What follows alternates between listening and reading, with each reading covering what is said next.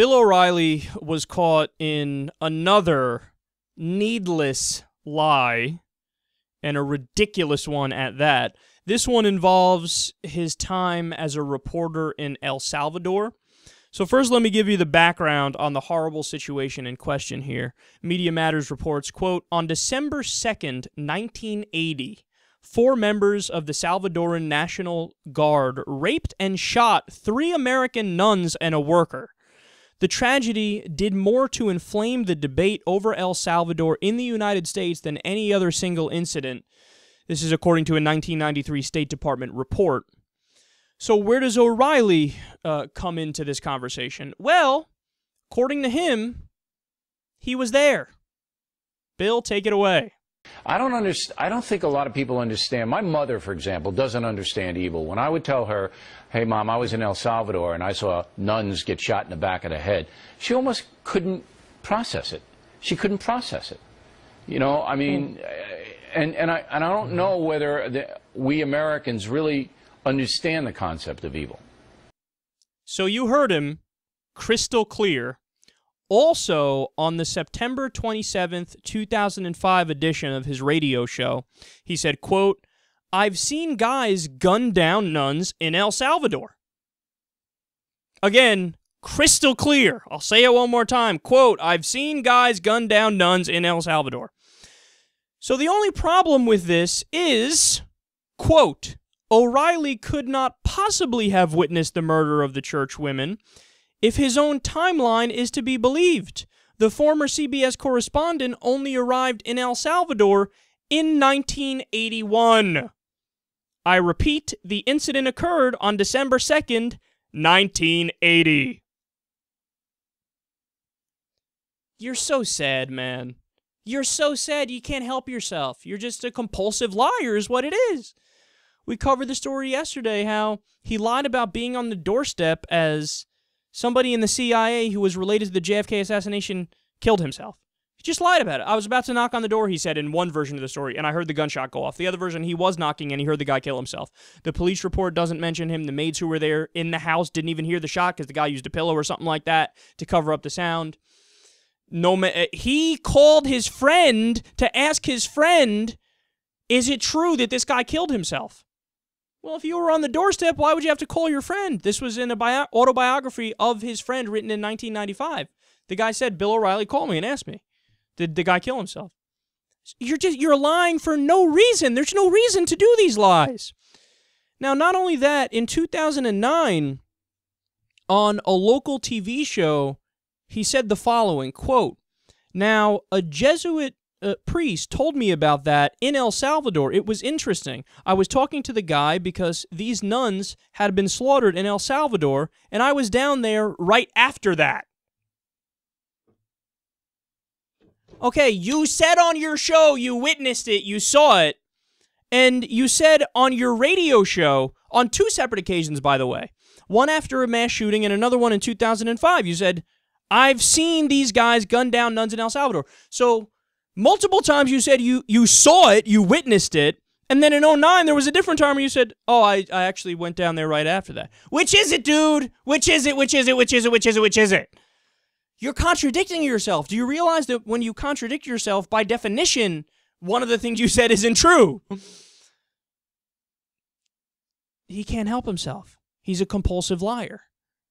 I don't know what it stems from. I don't know why somebody does it, but it's almost like it's this innate thing or this biological thing, like it's hardwired into his psyche that he needs to embellish to try to make himself seem like a more grandiose figure than he is or something like that. Now get this. He released a statement. Fox News, I mean, they're stunning in their disconnected nature from the rest of the world. They released multiple statements like, we support O'Reilly all the time, no matter what he does ever. He's so great in every way. I love smelling his farts, too. O'Reilly's so perfect. Oh, I love that O'Reilly gas. And O'Reilly released a statement. You know what he said? He's like, no, you guys, it's all a big misunderstanding. See, when I said I saw nuns get shot in the head, or again, I'll give you the exact quote, quote, I've seen guys gun down nuns in El Salvador. He goes, I meant that I went to El Salvador, and when I was there, I was shown pictures of the nuns getting shot in the head.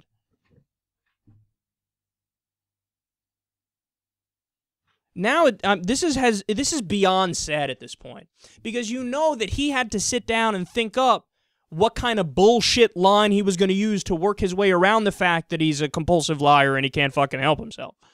So he had to sit down and think about how he's going to wiggle his way out of this bullshit lie that he told. I mean, how many lies, man? Look, this is important because finally the mainstream media is talking about the lies of O'Reilly, and a lot of this has to do with the fact that Brian Williams was called out on his lies, and, you know, the media made a big hoopla about that, so they have to be somewhat fair, even within the 50-50 false equivalence model, right? So they have to talk about the O'Reilly lies. So first we had the one with, I was in the Falklands. I saw the military gun down people. Well, it's a fact that the military didn't.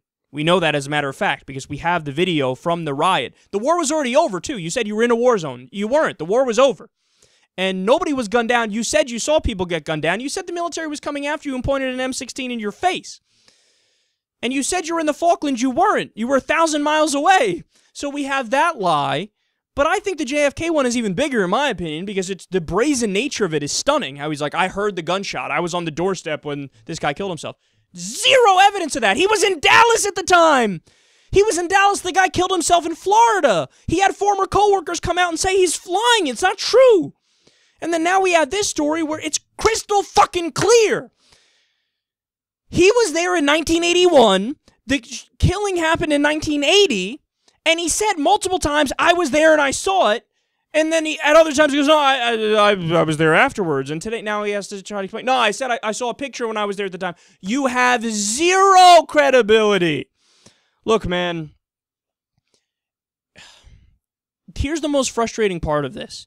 That the media does focus on this angle of the conversation when, as I brought up the first time we discussed Bill O'Reilly's lies, you should have been all over this during the Iraq situation, but you weren't because all of you fell hook, line, and sinker for George Bush and Dick Cheney's bullshit on that.